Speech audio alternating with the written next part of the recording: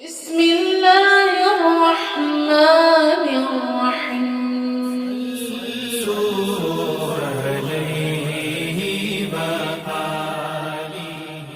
صحیح بخاری حدیث نمبر 231۔ حضرت عائشہ رضی اللہ تعالی عنہا نے فرمایا کہ میں رسول کریم صلی اللہ علیہ وسلم کے کپڑے سے منی کو دھو ڈالتی تھی، پھر آپ نماز کے لیے باہر نکلتے اور دھونے کا نشان یعنی پانی کے دھبے کپڑے میں ہوتے۔ صحیح بخاری حدیث نمبر 232۔ حضرت عائشہ رضی اللہ تعالی عنہا رسول کریم صلی اللہ علیہ وسلم کے کپڑے سے منی کو دھو ڈالتی تھیں۔ وہ فرماتی ہیں کہ پھر کبھی میں ایک دھبا یا کئی دھبے دیکھتی تھی۔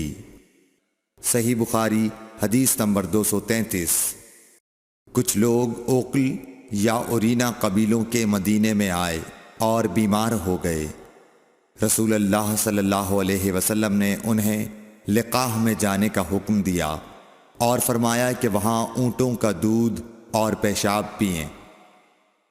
چنانچہ وہ لقاح چلے گئے اور جب اچھے ہو گئے تو رسول کریم صلی اللہ علیہ وسلم کے چرواہے کو قتل کر کے وہ جانوروں کو ہانک کر لے گئے۔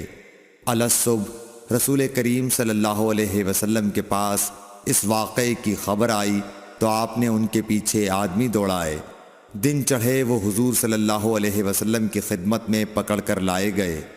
آپ کے حکم کے مطابق ان کے ہاتھ پاؤں کاٹ دیے گئے اور آنکھوں میں گرم سلاخیں پھیر دی گئیں اور مدینے کی پتھریلی زمین میں ڈال دیے گئے۔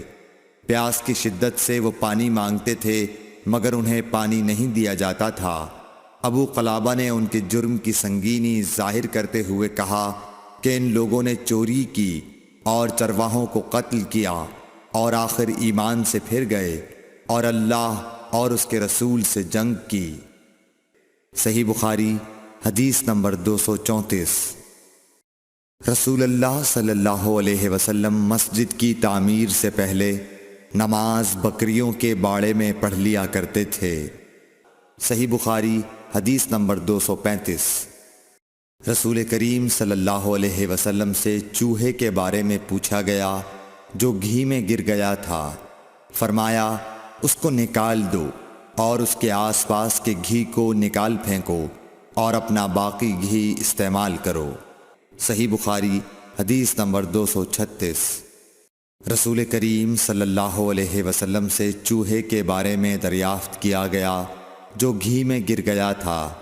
آپ نے فرمایا کہ اس چوہے کو اور اس کے آس پاس کے گھی کو نکال کر پھینک دو۔ صحیح بخاری حدیث نمبر 237۔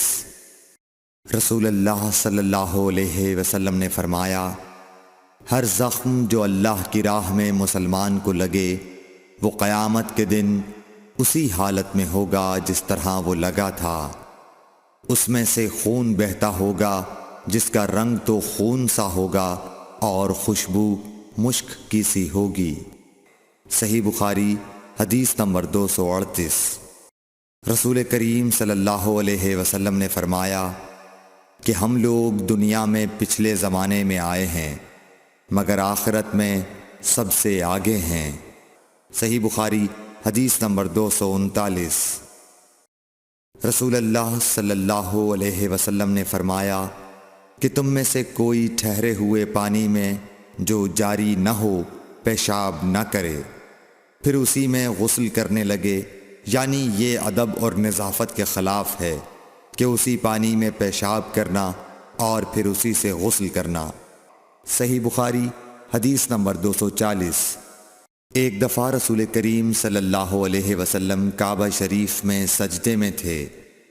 ایک دوسری سند سے رسول اللہ صلی اللہ علیہ وسلم کعبے کے نزدیک نماز پڑھ رہے تھے اور ابو جہل اور اس کے ساتھی بھی وہیں بیٹھے ہوئے تھے، تو ان میں سے ایک نے دوسرے سے کہا کہ تم میں سے کوئی شخص ہے جو قبیلے کی جو اونٹنی ذبح ہوئی ہے اس کی اوجڑی اٹھا لائے اور لا کر جب محمد صلی اللہ علیہ وسلم سجدے میں جائیں تو ان کی پیٹھ پر رکھ دے۔ یہ سن کر ان میں سے ایک سب سے زیادہ بدبخت آدمی اٹھا اور وہ اوجڑی لے کر آیا اور دیکھتا رہا۔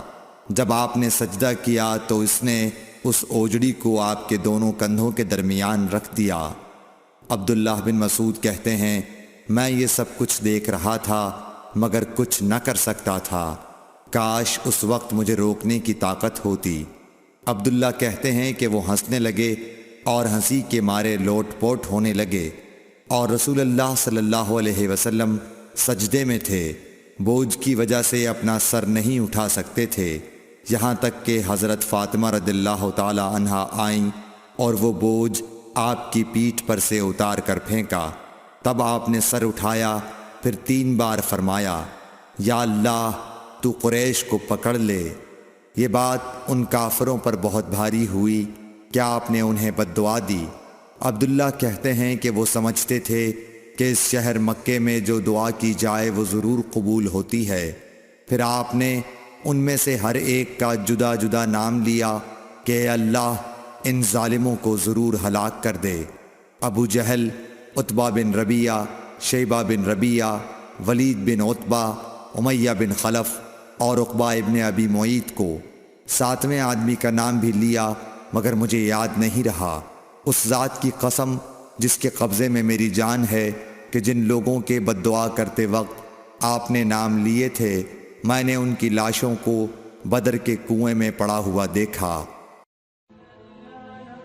Thanks for watching. Don't forget to like,